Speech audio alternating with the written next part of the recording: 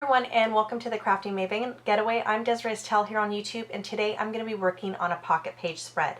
Now, if you're just now joining me, I have mentioned this before, but I've always loved the idea of pocket pages.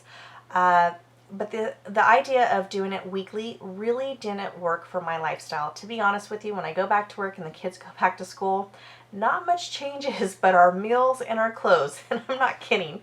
So I wanted to document it monthly, and I really like that. And I also enjoy documenting events in a pocket page spread because it gets all those photos into one 12 by 12 sleeve without bulking up my album.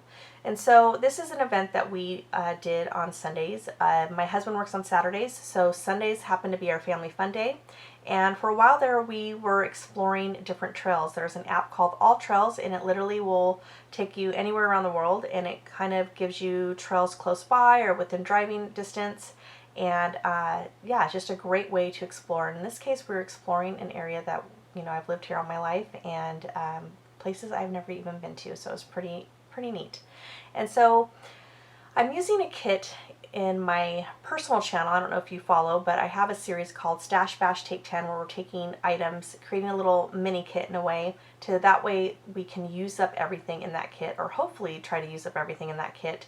And that way we're really stash bashing through our inventory in our scrapbooking room.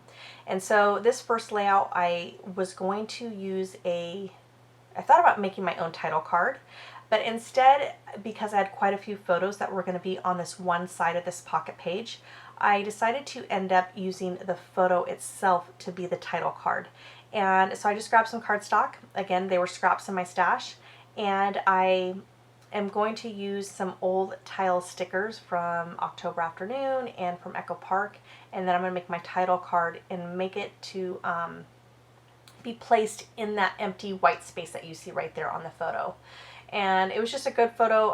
We had several of them, and I really liked that it captured my son doing the dab, which was a very cool thing to do last year, and my husband, who is being the selfie stick on how we capture our family photos, because we'll be in the background and then he'll be taking the photo with himself and the rest of us. All right, so now moving on to card 2. Now this is those cards I was telling you about that were in my stash bash. They were originally in my April's kit when I started this series, and I used up almost all of them, but I think 6 or 8 of them, and I ended up using, I believe, 5 or 6 of them on this layout today.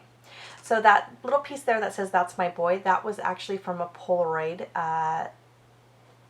ephemera that came in the L Studio kit when they used to make 12 by 12 pages, which I know they do every once in a while, which I love because they make great paper. And so what I did was I only used the frame to be a layering piece in my layout at that time. So I had left over the piece that was on the bottom of the Polaroid frame. And so all I did was cut that out. Or not cut it out, but I cut the scallops so that way you could see the scallops. And the arrow points to my son, who is climbing up this little, it wasn't a cave, but it was just like a part where he could climb up this boulder, and he absolutely loved it. He was doing all kinds of silly things, and it was just 2 great photos of him. Now, as you saw, I had this 3x4 card that had the word, or had an icon that says hero, and you see it there on the right. I wanted to gut that out because I didn't want to cover that up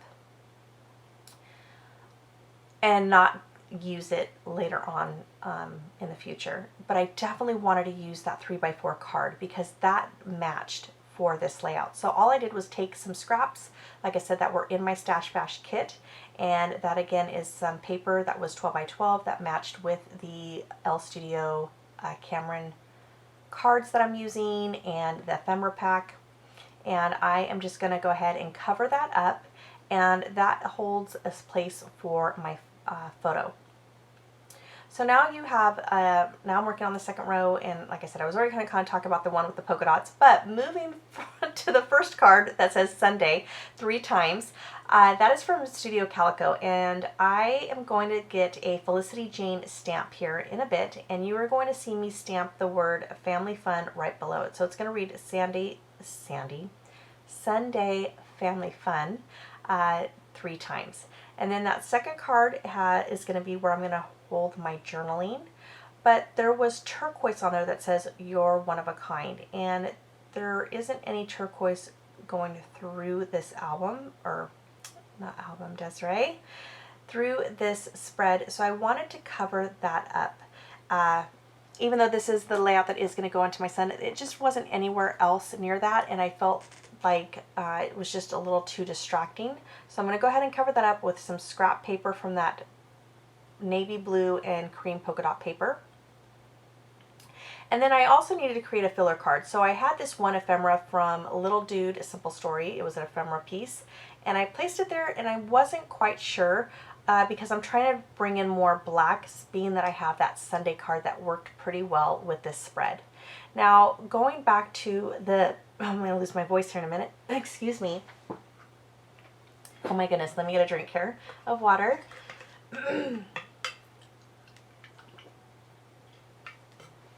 Okay, so going back to the navy paper that has the cream polka dots, that actually also had green polka dots as well. But again, the only green that is really on this spread is, you know, That's My Boy, where the little scallops are.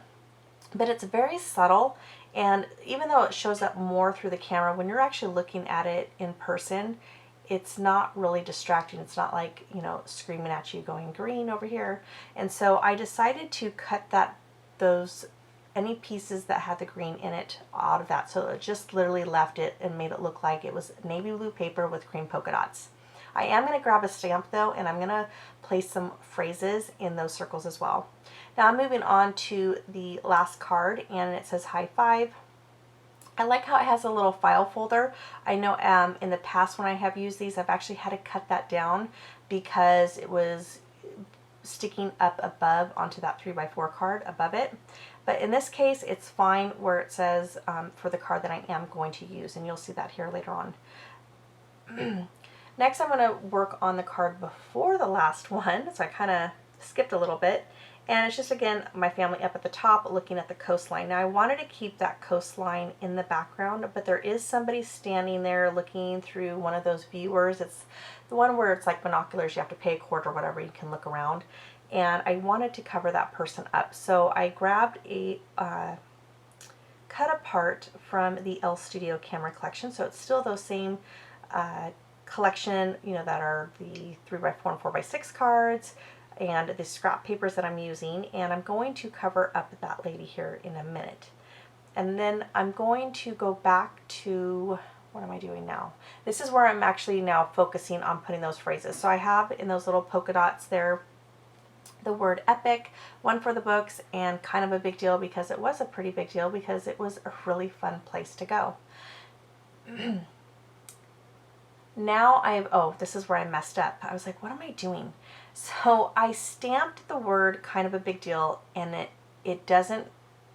didn't line it up correctly, so half of it is in the blue, and of course when you put black and blue against each other, you don't really see the words. So I had to try to stamp it again, then it gets blurry, and I thought, great, what am I going to do?